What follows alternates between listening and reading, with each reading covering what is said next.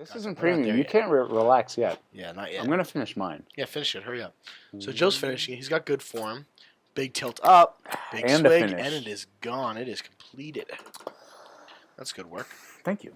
Yeah, we did. So we got 30 seconds Yeah. left with no 40s to drink. Yeah.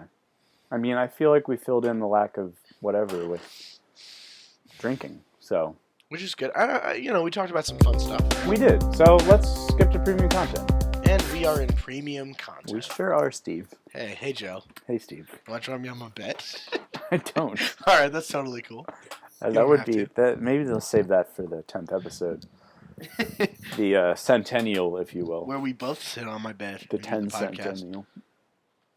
We start Indian style, but soon our legs open. Like 2 lotus flowers. Oh, God. We're not going to scissor, Steve. Scissor me timbers. Dude, here, I'm going to give you your scratch off. Can 2 dudes even scissor? It would be so painful if 2 dudes scissored. Well, you could scissor with butts. Well, yeah, but... Alright, I don't want to go into... I'm not doing that. Well, we don't have to either do it. Scissoring or going into the logistics of scissoring. We can talk about it. Let's premium content. You want to talk about... Anything goes. Anal scissoring. Okay, so if 2 guys are scissoring... You gather up your...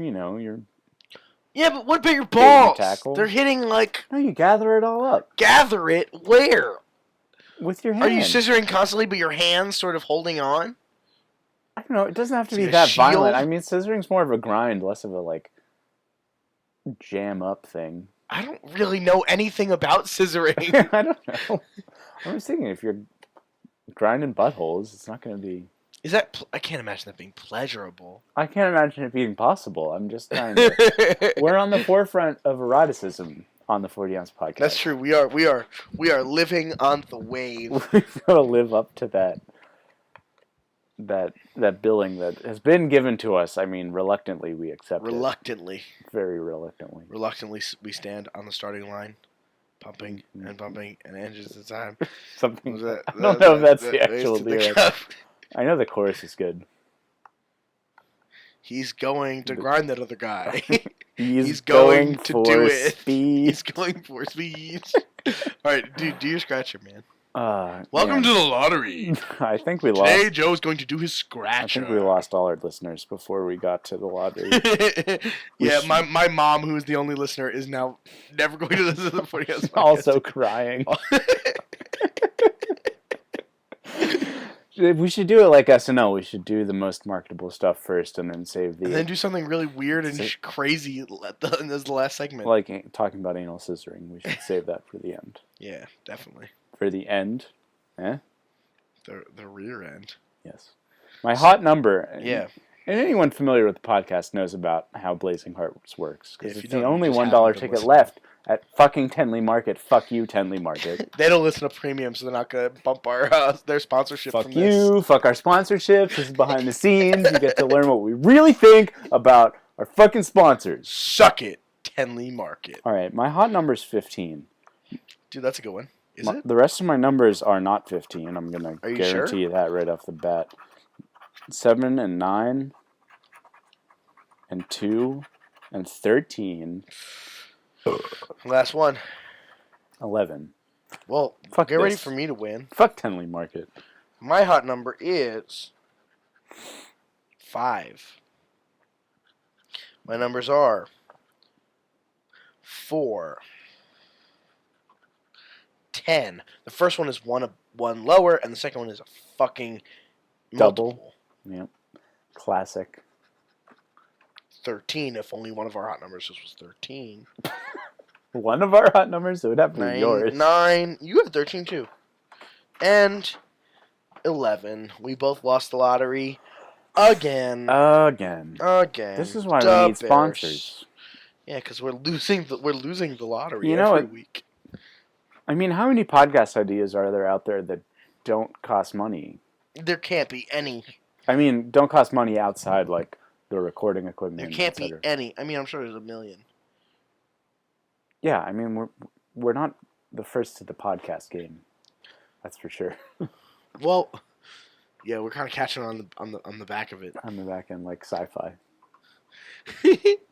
For those who listen, our regular members will understand that callback. Yeah, if you guys listen to the first half of the podcast and didn't just skip to the premium content like a freak. No, I'm saying... He lost that quarter under my butt. Steve's making weird moves with his hand towards his taintal area. No, I had to find this quarter. In your taint? In my taint. Maybe we should scissor it out. I was told by someone recently that in like Utah and like Midwestern, like, you know, Colorado and everything, the word they call the taint, the word they use for taint is chode. No. Yeah, I was told that and they're confused as hell because they don't have a word for chode. Are you what percentage are you sure that is true? I don't know. This source of mine was a little drunk.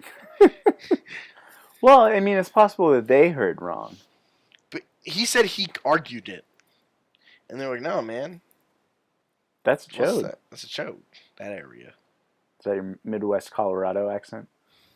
Do they even have an accent? Well, those are two completely separate areas. Midwest and Colorado. Yeah, that's the I'm talking about like Pacific. Mountain West. I'm talking about Mountain West. Mountain West.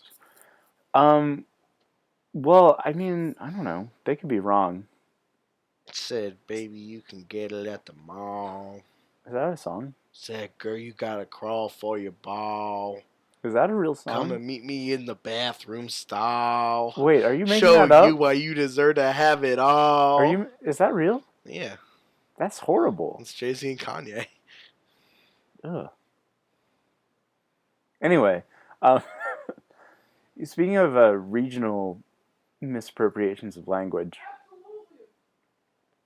in my high school, the term for someone who is like skinny and tall and had super long arms and legs and was awkward.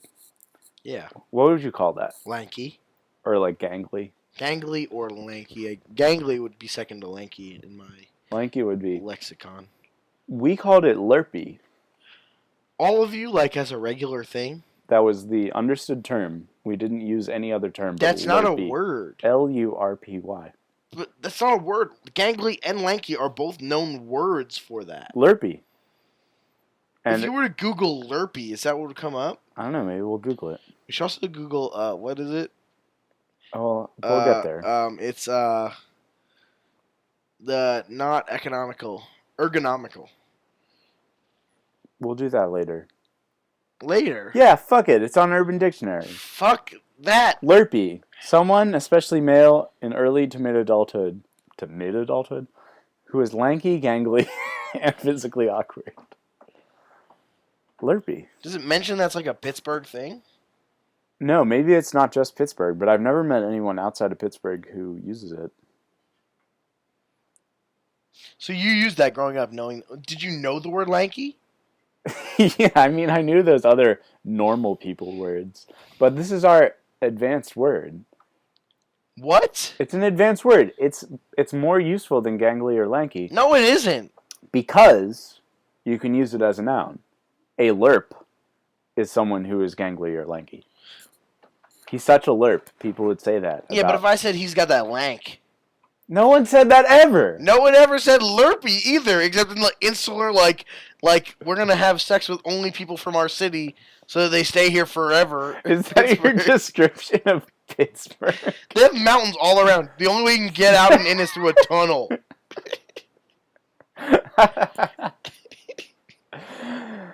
That's kind of true.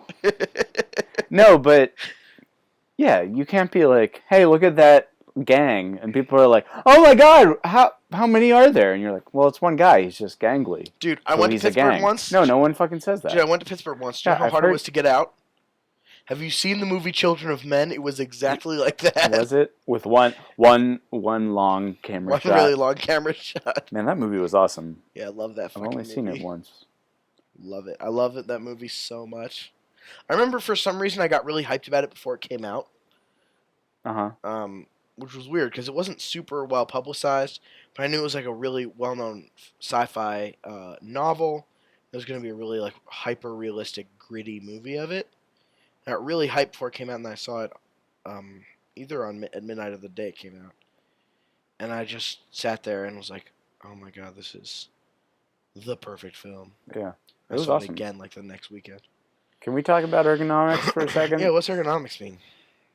Ergonomics is the study of designing equipment and devices that fit the human body, its movements, and its cognitive abilities. What did I talk about being ergonomical before?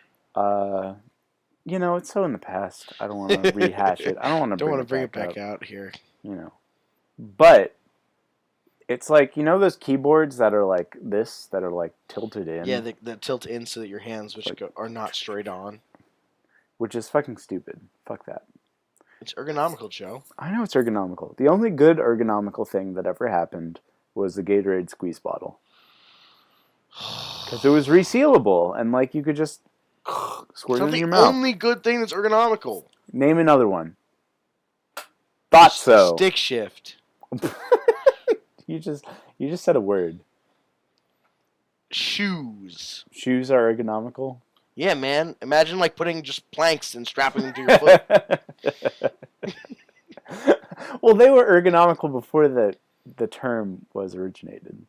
Yeah, maybe, but it doesn't make them not ergonomical. I know. Ergonomical, once it was invented as a phrase, was retroactive. I guess you're right. Pants. I got some ergonomical. I got an ergonomical bed.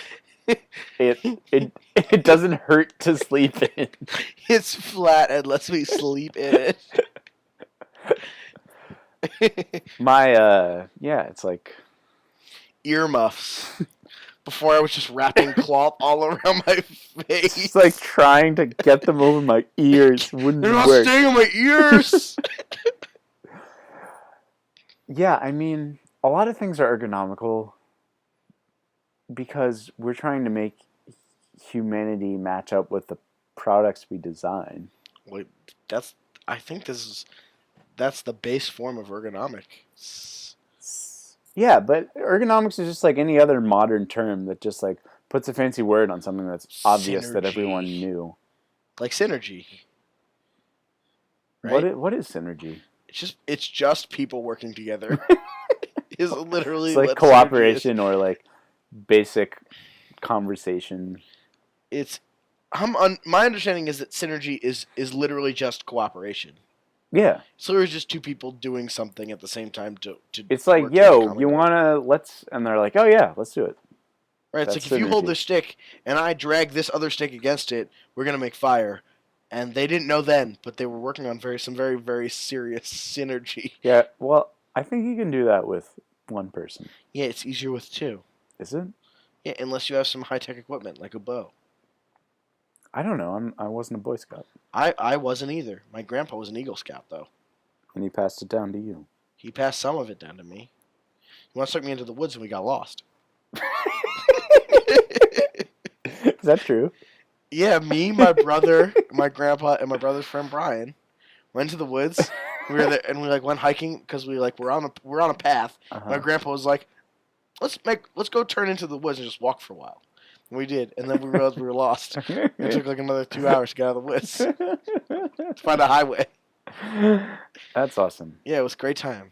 I feel like shout out to Ralph. He's the man. Grandpa Ralph? Yeah, you've met him, right? Yeah. Yeah, he's awesome. He is. I feel like this podcast has been alright. It's been a little directionless. This is particular episode. Yeah. Yeah, and I think one of the endearing qualities about it is we do talk about things that are pertinent, and then we talk about some things that are not. And some things that are fucking silly and weird. And I think that's good, because you and I are not people who just naturally talk about things that are important all the time. We don't enjoy doing that, really. Right, so it's good to do that for the masses. Yeah, for the common, regular listeners who don't listen to premium. The plebes. Who haven't given us all that Kickstarter money that we're going to do ever. Well, we're way over 10 minutes, so should we wrap Let's it up? cut it. Thanks for listening, guys. Cut that shit. Cut that shit. Turn up the radio. Turn that shit off. Peace.